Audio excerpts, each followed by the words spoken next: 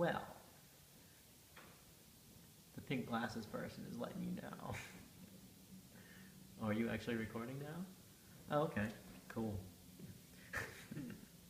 Hey guys, Paul Roy here to talk to you guys about how I live effectively in Costa Rica.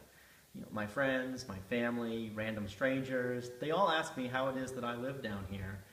And I don't have a job, I don't appear to have any sort of sustenance down here, and yet I persist really well. So I'm going to make some videos and teach you guys how I do it, and maybe you can give up that 9 to 5 that you don't like and come down here and hang out with me. Alright? So the very first thing you got to understand is how I live, because if you don't know how I live, you probably don't care about living this way yourself. I live in people's beautiful homes, I breathe fresh air, I drink incredible water out of my own private spring. The weather is fantastic. The people that I meet down here are just amazing. I meet people who have autonomy with their time. It's really nice to meet business owners and international travelers and people who need extra pages in their passport to hold all the stamps. Really neat to do that. So the best part about my life is that I spend less than $300 a month to maintain it. And the way that I do that is I watch vacation homes for people. I do a lot of bartering with the people around me to meet my needs. I came down here without any internet income. I came down here without ever having any sort of a job. In fact, I've done what I have done down here effectively without very much savings at all. You probably already have what I took, what I've made, and I want to tell you how to do it. The very first thing you need to understand is you got to live like a local. People come down here, they bring their American lifestyle down with them, they bring their European lifestyle down with them, and it's possible to live like that down here. But the people who are earning $8 a day picking coffee aren't living like an American or a European. They're living like a Tico. That's a local vernacular for what the locals call themselves. They eat the local food. It's really important to eat local food down here.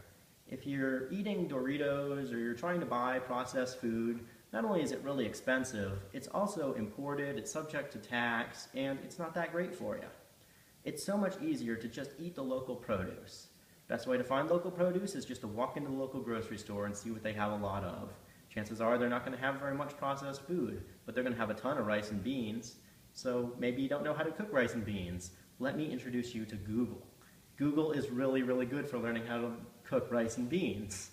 So you don't have to be afraid of eating this local food because you don't know how to cook it. You just have to research it a little bit. You just have to just come to an understanding that if you live the way the locals do, specifically by eating what they eat and living where they live and wearing what they wear, you can live down here for almost nothing. I personally lived down here for $60 a month for the first 3 months. I lived in a tent on top of a mountain. I know people who have paid thousands of dollars for that privilege, and I did it for $210 approximately. It's really, really nice. You know, the next thing you got to understand is how to live down here either cheaply or free. Cheap is really nice. Most people come down here and they can hang out in a hostel really, really inexpensively. You know, monthly rates at hostels are nothing. But the secret is that you don't have to pay forever. You can actually you can talk to the owner and start coming up with a work stay arrangement. Believe it or not, business owners want to give you a free place to stay. They would rather have you as a pseudo-employee than as a customer. And there's tons and tons of opportunity for that. You just have to start asking around. And that just consists of being here and opening up your mouth. So that's my 2 tips on how to live effectively in Costa Rica for now. And why don't you just come on down here and join me. It's a lot of fun. We can go and ride a motorcycle through the mountains together. We can go and enjoy the beautiful volcanoes and just have a really good time in Costa Rica. If you're down here and you're not spending much money, you don't need to work 40 hours a week in order to make it happen. Stop thinking you need to work 40 hours a week to make it happen. It's not necessary. This is Paul signing off. Talk to you later.